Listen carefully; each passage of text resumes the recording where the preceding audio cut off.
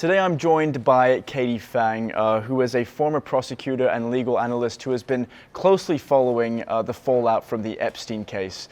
Now, she spent a good majority of her career examining the unanswered questions around Epstein and his network. Katie, thank you so much for joining me. Jakson, it's great to be here. Thanks for having me. So the question at the top of my mind is, was there a moment when you were digging into this case where a specific detail gave you pause? A specific detail that made you think this case is so much bigger than anybody is actually expecting it to be? Well, it was not a very well-kept secret down in South Florida, where I am based, about Jeffrey Epstein. He was known for years in the Palm Beach community, and I'm talking early 2000s, if not earlier than that, in terms of his presence in that community. And so his name has always kind of been a part of what's been going on down here. But I will say the reason why I can't answer that question, Jakson, is because of the Department of Justice. We know from Deputy Attorney General Todd Blanche, they are sitting on more than 3 million parts of the Epstein files, documents, items, photographs, videos, whatever you want to call it. There's a universe of 3 million things that have yet to be released. And so, Jakson, there are so many unanswered questions right now. And I think the Americans are deservedly demanding transparency. I have always said, don't have me tell you what is going on. Use those critical thinking skills when you look at the stuff when it's released and decide for yourselves. But even then, we have stuff that's been released that's so heavily redacted that even members of Congress can't even tell you what's going on. Mm-hmm. And you've spoken to prosecutors, you've spoken to many defense attorneys as well, and people in the legal world revolving around this trial, or this case, if you will. Was there a detail that you can talk about that may have shocked them, if anything? Yes. So members of Congress, when they were told, hey, you're allowed to come and look at the unredacted versions that have been publicly made available through the Department of Justice's website, when they went to these limited terminals of only 4 located at the Department of Justice in Washington, D.C., they went and they clicked to be able to look at something that had been redacted by the Department of Justice. However, there were FBI redactions that had been made to those materials that they could not click upon to be able to see what was underneath. So, to make a long story short, you had double redactions, Jakson. You had the FBI doing its redactions back in March of 2025. You then had the DOJ doing their redactions. And so, again, the people that have unfettered access or supposed to have unfettered access, like members of Congress, they were telling me that they couldn't even see below the FBI's redactions. And so that really stunned me because the law is clear. The Epstein Files Transparency Act is clear. There are limited exceptions to be able to withhold this information from the American people. There are limited situations within which you can redact, and it doesn't seem like they're actually meeting the law where it is. Getting this information revealed publicly has been an arduous process for the public and also people in the government that need this information revealed. And it feels like as the years have gone on, especially during the Trump administration, people have just been slowly peeling back the layers. And no matter what, the people in the government, whether it be the FBI or the Department of Justice, are trying, it seems, so hard to keep this information secret. And so the question on top of everyone else's minds is, who are they protecting? I mean, who are the people in power that are holding this information that need it to be kept private so badly? And what could that information even be apart from Epstein's sex trafficking ring? So I'm going to quote to our old friend Shakespeare, "Methink thou doth protest too much," right? At this point, what are you trying to hide? If there was nothing there, if there was no there, then wouldn't you be the first to be able to say, take a look at all of it, respecting the privacy and confidentiality of the victims and survivors of Epstein, Maxwell, and others? But look, what have we found out so far and recently, Jakson? In 2019, in New Mexico, where Jeffrey Epstein had a 10,000 plus acre ranch called Zoro Ranch, federal authorities ordered New Mexico authorities to stand down and not do an investigation of that property, even though we knew back in the mid-2000s that at least 1 or 2 victims of Jeffrey Epstein said that they had been abused at Zoro Ranch.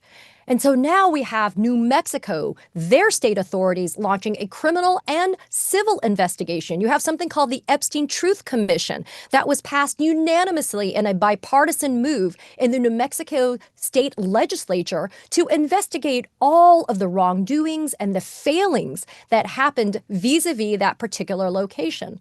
But we're just finding this out now in 2026. So I guess you know what the reality is.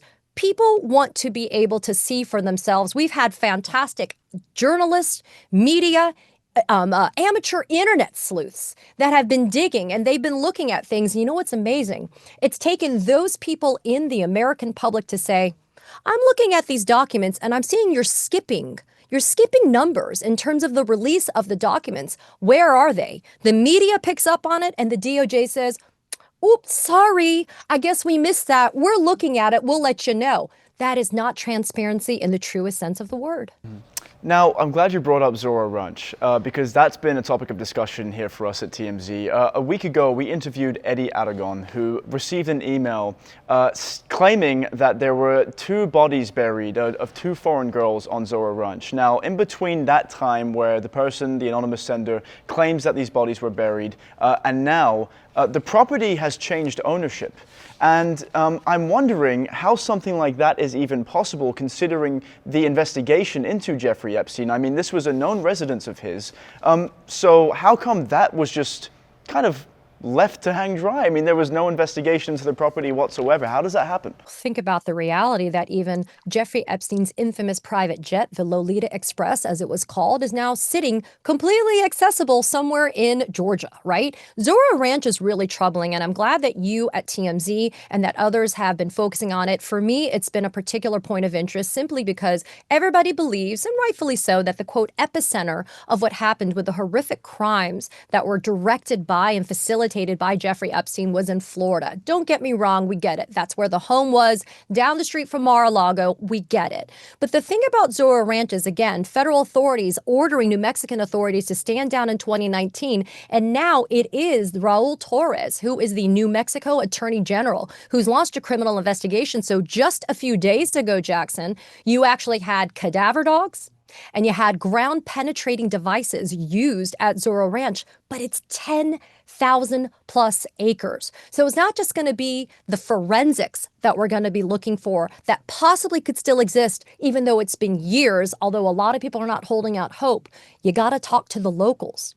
I have interviewed members of Congress as well as state legislators from New Mexico that have said that the community in Santa Fe County, where Zoro Ranch is located, that there were people that worked there, that there was a huge kind of centering around the yoga community there, that massage therapists would go from the community. So you actually have people that have historical and institutional knowledge about what happened at that location, but they've never been spoken to.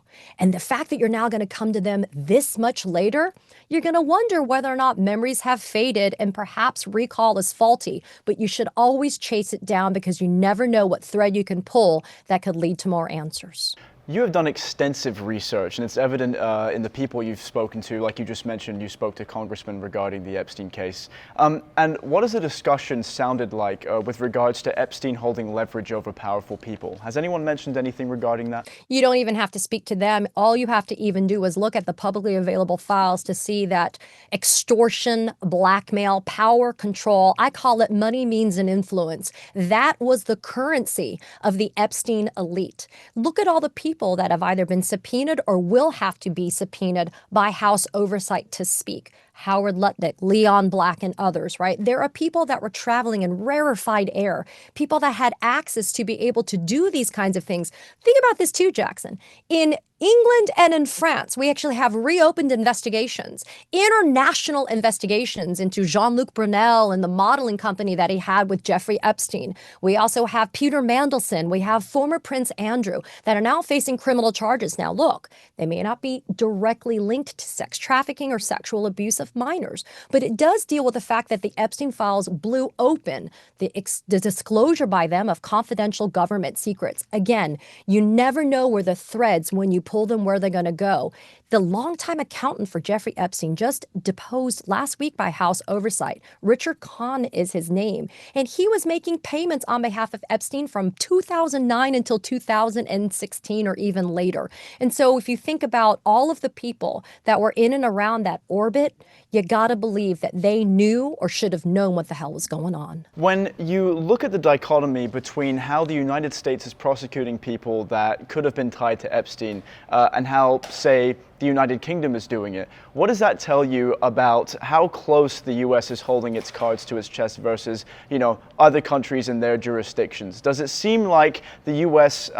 Is trying to withhold this information because it might affect us at a marginally higher rate than other countries? The nexus or the link to a lot of this stuff is obviously here in the United States, but we know that it was an international sex trafficking ring. We know that victims were flown and crossed international and state lines to be abused by Epstein, Maxwell, and others. And I always say Epstein, Maxwell, and others, Jakson, because it's important to underscore that there's only been 2 people that have been prosecuted in and around this sex trafficking ring of minors. And that was just Jeffrey Epstein and just Ghislaine Maxwell, who, by the way, has still not provided more information to either Congress or law enforcement about her involvement in Jeffrey Epstein's world, including her own culpability. But the United States closely holding this information, again, violates the Epstein Files Transparency Act. The law is explicitly clear that you cannot withhold information on the basis of perhaps it would cause embarrassment, shame, humiliation to a public figure, a politician, or others.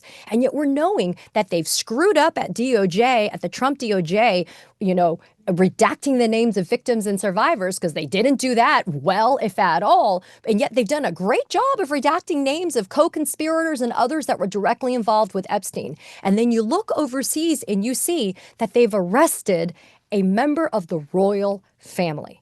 I want to again underscore, it may not be directly tied to a sex trafficking crime, but they're taking it seriously. And I also want to remind people that you also don't know what is the universe of documents and materials that perhaps England and France has its hands on.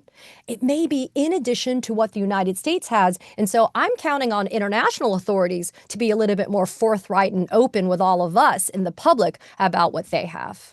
Based on what you've seen, after the time that you've spent analyzing this case, does it scream that this was an intelligence operation to you, in your opinion? Ooh, that's really tough, right? You have to ask yourself, if it wasn't necessarily an intel operation where you had an asset in Jeffrey Epstein, although think about all the people with whom he was dining, spending time, giving favors to, and trading information with, sultans, members of royalty. I mean, it is not a coincidence, I think, that that man had access to those worlds that you and I don't have.